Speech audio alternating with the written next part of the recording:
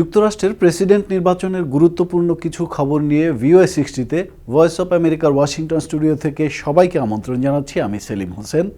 USA টুডের মতে Donald Trump সেনা নীতিমালার প্রতি গুরুত্ব দেবেন। মঙ্গলবার রাতে ভার্জিনিয়া বিচের সমাবেশে বক্তব্য দেওয়ার সময় তিনি বলেছেন, এ বিষয়টি অত্যন্ত গুরুত্বপূর্ণ। ডালাস মর্নিং নিউজ হিলারি ক্লিনটনকে এন্ডোর্স করেছে। গত ৭৫ বছরে এই পত্রিকাটি এই প্রথম একজন ডেমোক্রেটিক প্রেসিডেন্ট প্রার্থীকে সমর্থন দিল। পত্রিকাটির এক সম্পাদকীয়তে বলা হয়, প্রার্থীদের বায়োডাটা এবং তাদের বিচার বিবেচনা হিসাব করলে বলা যায় নির্বাচন কোনো প্রতিদ্বন্দ্বিতাপূর্ণ ব্যাপার নয়। CNN বলছে, ক্লিনটন এবং ট্রাম্প উভয়েই তাদের বক্তব্যে জাতীয় নিরাপত্তার প্রতি গুরুত্ব দিয়েছেন। টেম্পায় এক সমাবেশে হিলারি ক্লিনটন বলেছেন তিনি সহযোগী রাষ্ট্রসমূহকে সঙ্গে নিয়ে কাজ করবেন। আর ভার্জিনিয়া বিচের সমাবেশে ডোনাল্ড ট্রাম্প বলেছেন তার প্রধান এবং অন্যতম সম্পদ হচ্ছে তার মেজাজ। VOA60 আজ এ পর্যন্তই। সবাই ভালো থাকুন।